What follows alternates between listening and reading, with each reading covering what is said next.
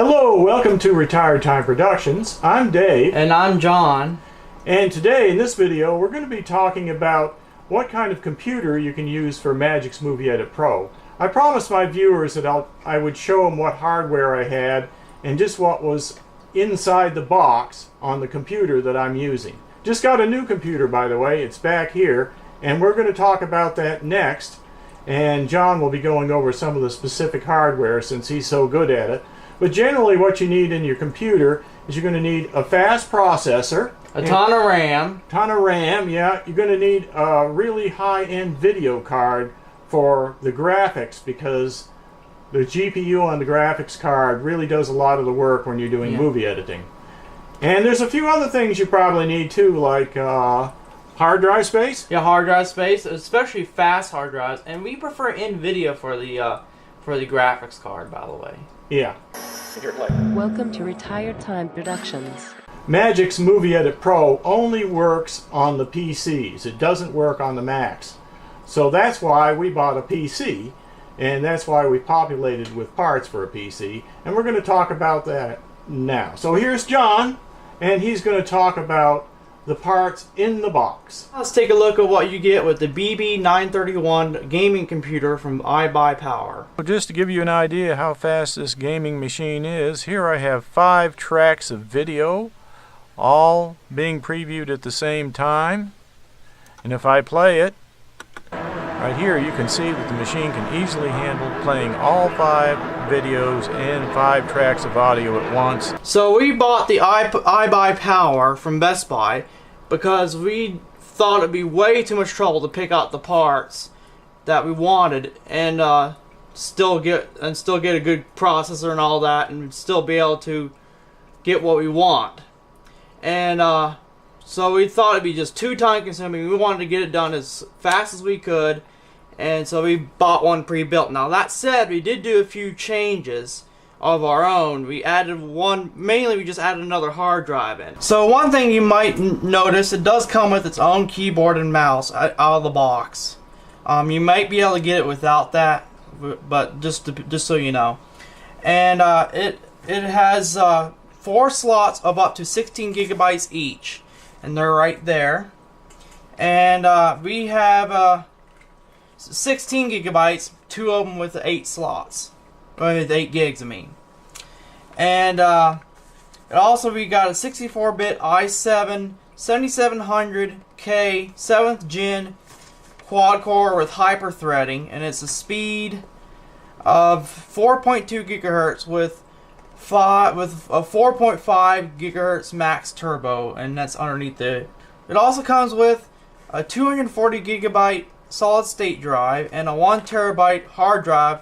And that hard drive, by the way, is 7200 RPM on the spindle speed.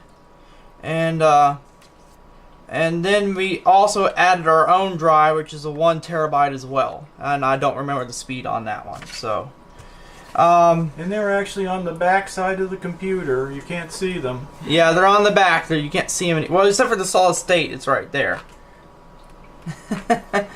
And then for the motherboard, it's got a pretty good motherboard here, I'd say. It's a MSI Pro Series Z270, Z270 that is. It's got 6 gigabit per second SATA interface, and I think we counted them, and it was 6 of them in there. And it's also got 5 USB 3.1 ports, with 2 of them being in the front, and the rest are in the back. And then 2 USB 2.0 ports, and both of those are in the back. And here's the kicker though, there is not any SD card reader, so you have to get your own. You have to get your own SD reader. This is a Insignia, Insignia. I guess that's what it is, Insignia. And but you can choose whatever you want, pretty much for that. But you have to get one of those, and this happens to be a USB 3 one, I believe. So it's pretty fast.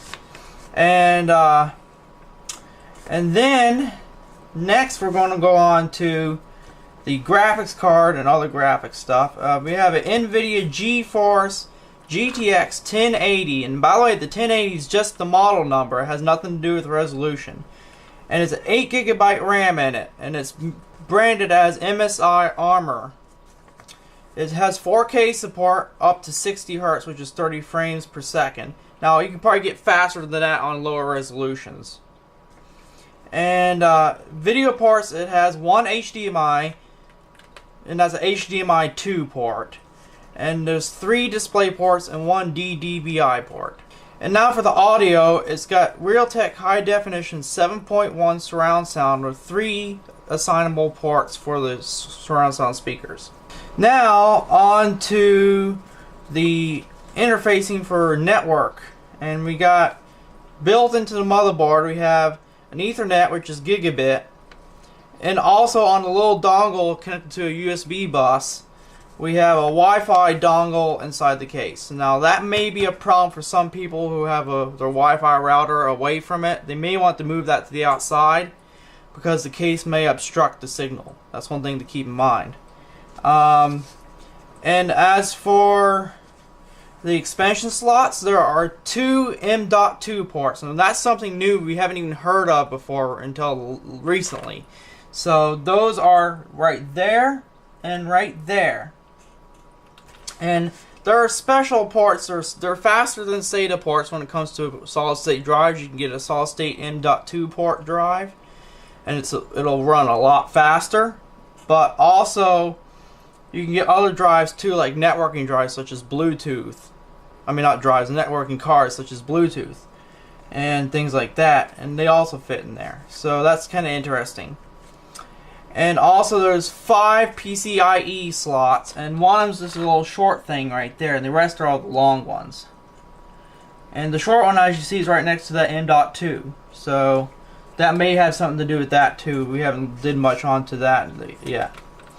And then there are also 1 standard PCI down here at the bottom. Okay, and now onto the case. The case is actually kind of nice. It's got a nice style, and it is a gaming style case with 2 tempered glass sides. One of them is on the back here, and it's got RGB lighted interior with a remote. Well, if I can get it to turn on, there we go. Is it actually white? It looks kind of blue. Anyway, then we also have. Well, actually, that's it for the case, but we do have the liquid cooling that I mentioned before, and it's mounted part of the case as well. It's very quiet, and it's got a lit fan on it too. And it kind of looks like a radiator. It's just kind of neat. And then for the operating system, it currently comes with Windows 10 Home 64-bit. That said, you might, if you have the time to do it and all that, you might could upgrade it to like a better one, like Pro or something. But Home is good enough for Magix Movie Edit Pro. You can get by with it. So as for the lighting, it comes with this remote, like I said, and it has different color functions. It's got like different modes. You can do this flash mode here. You can do a strobe. I'm surprised that worked because it was aimed at the ceiling. And you can do a fade, just like that. And then you got the smooth, which really doesn't look smooth, but it's what it's called. And you can also adjust the brightness. You can pick white. You can do yellow, different colors there with the different buttons. You can like, say you can pick red and you want to make it dimmer. You can do that. You can actually hold the dimmer buttons down and it'll go gradually down or gradually up, see? And so that's kind of neat. And it does work through the tempered glass panes. It still work. So the glass does not affect the remote function as much. It might affect the range, but it still works. That's the main thing. And the sensor for the sensor is right there. Right there. My dad has also got a good keyboard from Best Buy as well. It's a Corsair keyboard. It's a gaming keyboard. Cool thing about this keyboard, you can actually change the colors and lights, and we'll talk about that later in another video. So the price of this computer, and here it is. Drum roll, please. Okay, it was $1,679. Wait a minute. Huh? And it did come with a keyboard and mouse, but as he said, John said, I did buy another keyboard, and I think that was another $200 for that RGB keyboard. And another drive, too. And, of course, I already had another drive, but I put that in, too, so that was about $100. So you're talking about some money here, but it really makes Magix Movie Edit Pro operate great. And the newer versions, like 2016 and 2017, are basically 64-bit. I don't think they even come in a 32-bit option.